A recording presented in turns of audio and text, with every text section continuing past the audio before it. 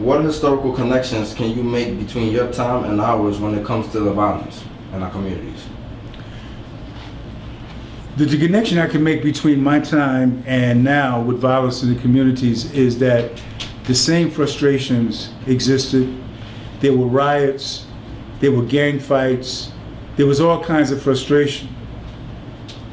The difference became the movement. And the difference was when you had movements like the Young Lords and the Black Panther Party that was birthed in the inner cities, that was there on the street where you could see them every day. And all respect and praise to the brothers and sisters in Black Lives Matter. But we see Black Lives Matter in action, brave action when there's a police shooting, protesting, but in between these shootings and in between the acts of oppression, you need a movement that people can see and touch and embrace every day. You need a movement that puts people to work at once and expands the work beyond just protesting and social media to working in the community. Panthers had to show up every day and go to the breakfast program. And then they had to work with people who were about to be evicted. There was health clinics. They were at the welfare centers. They were in the schools. There was a liberation school. And so you worked and you knew that you were a revolution every day because you were doing revolutionary work. And more importantly, the people in the community knew who you were.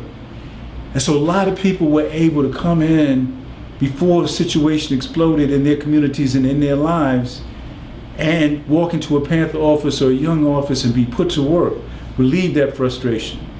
The Young Lords was the biggest street gang in Chicago, Puerto Rican street gang.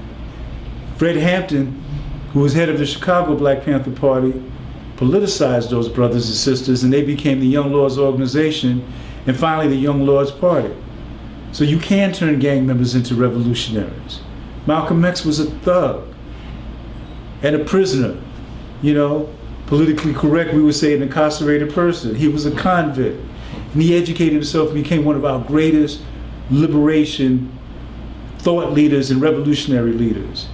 And so all of that is waiting to happen, but we've got to be on the ground with our young people with a movement that they can embrace and participate at once.